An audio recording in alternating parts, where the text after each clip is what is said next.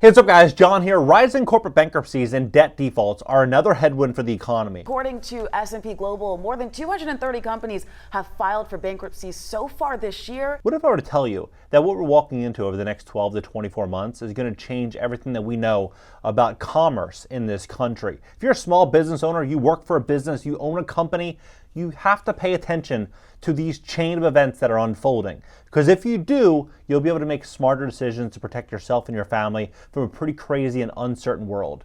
And if you don't, it's going to be a very, very, very big problem. So pay close attention to this. I personally believe if you are someone that's looking to start a business, you're going to get a lot of value understanding what's about to happen to America. Please hit the like button. When you hit the like button, YouTube will share this content to educate more people about what's going on. And if you'd like to fix your credit, we'd love to help you at my company, GreatCreditFast.com. That's GreatCreditFast.com. If you have late payments, medical bills, charge-offs, foreclosures, bankruptcies, repossessions, any negative item on your credit report, go to GreatCreditFast.com. Click the link in the description just below this video. Schedule a free strategy session. If you're thinking about getting business credit, business funding, getting a work truck, maybe signing an office lease, getting an apartment, you have big plans, you're going to need great credit to get there. We'd love to help you at my company, GreatCreditFast.com. Take a look at this. So rising corporate bankruptcies and debt defaults are another headwind for the economy, right? This came out just a couple days ago. Now look at what's going on here. So corporate debt.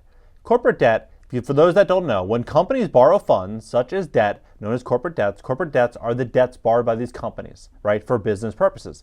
Well, you have roughly $2 trillion of debt, most of which was borrowed at very low interest rates during all the closures, everything in 2020, 2021.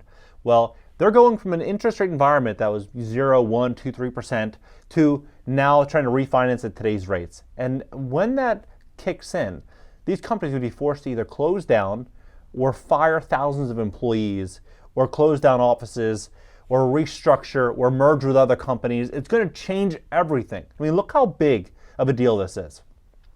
Junk-rated firms have $1.87 trillion in debt maturing over the next 5 years. So, non-investment grade U.S. companies face growing refinancing and default risk, with interest rates expected to stay high and financial conditions for borrowers tightening, according to Moody's Investor Service. The rating agency said about $1.87 trillion in junk-rated debt is maturing between 2024 and 2028. That signifies a 27% jump from the $1.47 trillion recorded in last year's study from 2023 to 2027. Debt maturing in the next 2 years accounts for about 18% of the 5-year total, Moody's said, though the absolute amount for those 2 years has surged 25% compared to last year's study to hit $333 billion. Moody analysts expect the U.S. speculative grade default rate peak at 5.6% in January 2024 before easing to 4.6% in August 2024. Now, what's going to happen here is we're going to start to see these companies start to fold. They're going to start to drop and fall down like a house of cards or like dominoes. That's what we're going to start to watch here. Because look at this. According to statistics released by Administration of Office of U.S. Courts, annual bankruptcy filings totaled 433,658 in the year ending in September, right? So 2-month-old news, 433,000 companies closed, right? Well, all last year, it was 383,000. So you're going to see at least, conservatively, a 25 to 30% increase in companies closing so far in 2024 or 2023 and then 2022. So when you're looking at this, and you have all this debt that has to get refinanced at much higher interest rates starting next year, the following year, what are you going to see? You're going to see bankruptcies skyrocket, absolutely skyrocket. And what do people do when they walk into bankruptcy? They sell assets. They sell homes and cars and boats and yachts, and they sell watches, and they sell, they sell everything. They sell machinery. They sell work trucks. They sell things, right, to pay off creditors. And so we're walking into a situation that I think is going to be a massive opportunity for small business owners and for new entrepreneurs to really kind of restructure and change the old way of business. And this is what I mean by this. So look at this LinkedIn article here. So it says, with interest rates above 9% for small business, slam the brakes. Now look at what small business owners are going through that the media is not talking about. The average interest rate for small business paid on short-term loans has stood at 9% or higher over the past 3 months, according to the National Federation of Independent Business, up from 6.7% a year ago and 4.6% in August 2021. So the cost to borrow money has doubled in 2 years. Doubled in 2 years. yet insurance and taxes continue to rise, and labor costs, very, very expensive, and consumers have less money today than they had a couple years ago. So what does this mean? Sales are going to continue to fall, but costs are going to continue to rise. So what do I think is going to happen?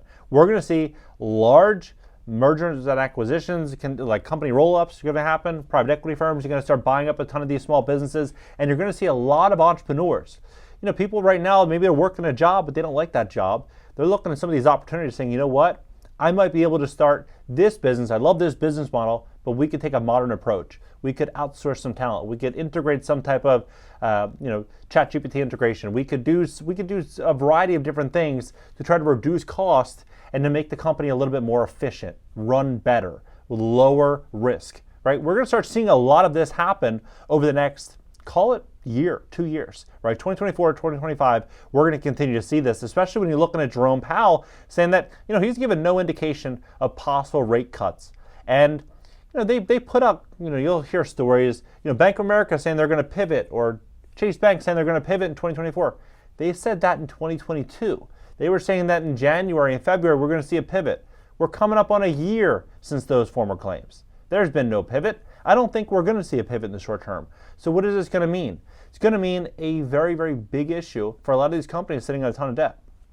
When you look at just how the U.S. economy is structured, you'll be able to see clearly what's going to happen here. So from 1995 to 2021, small businesses created 17.3 million net new jobs, accounting for 62.7% of all net jobs created since 1995. So you think about this. Small business employs 61.7 million Americans. Small businesses are borrowing money to stay in business, most of them. And when you're looking at that, realizing they're going to have to borrow, paying twice as much to borrow money if they can get access to it at all, what's that going to mean? It's going to mean a huge change and a massive opportunity. If you're even thinking about, maybe you're looking for a business partner, there's going to be a lot of smart people leaving firms, looking for a place in which they can go get equity somewhere, look to build something. They're going to look at having a stable job completely differently in 2023 than they did in 2020, 2019, 2021. It's going to be a completely different ball game because there's nothing stable about working for somebody else in this new normal. Look at layoffs.com. It's very fascinating. Just in the tech sector, you have 164,969 jobs laid off, right, across 1,063 companies. Well, it goes from 160, basically call it 165,000 jobs laid off to 251,000 so far. So we could very well see this number hit 280,000, maybe 290, maybe even more, right? So you could almost have a situation where layoffs come close to doubling, near doubling, right, over the last year. So you start to look at this and you're like, all right, well, let's look at what some of these companies are going to do. Because what I think is going to happen is I think there's going to be some large companies up here, and these large companies are going to start to try to acquire a lot of competitors during this period of distress, and you're going to start to see a lot of small businesses really pull back, reduce expenses, find ways in which they could run lean and mean, and you're going to see some other people out there looking at ways that they can create new ways to stay competitive, trying to acquire small businesses, or not even acquire them, maybe start their own business, just run them better. Look at what Amazon's doing, because I think what Amazon's doing is going to be very revealing for what we can expect from a lot of other companies in the year or two to come. So how many employees has Amazon laid off? New downsizing means the company has cut almost 30,000 jobs since November. Right? And this came out in March, right? So you think about this. They've continued cutting jobs since then. We may earn a commission from the links on this page, right? Amazon will lay off 9,000 white-collar employees at the end of April. Now look at this. This came out 2 weeks ago, right? 2.5 weeks ago. We've deployed over 750,000 robots across our fulfillment centers globally. We have witnessed firsthand how their integration has benefited our employees and created more opportunities for jobs across our operations. This is what's going to happen. This is what we're walking into. A massive restructuring of America, a massive restructuring of this economy. And it's up to all of us to make very, very smart decisions over the next couple of years and see things clearly for what's happening.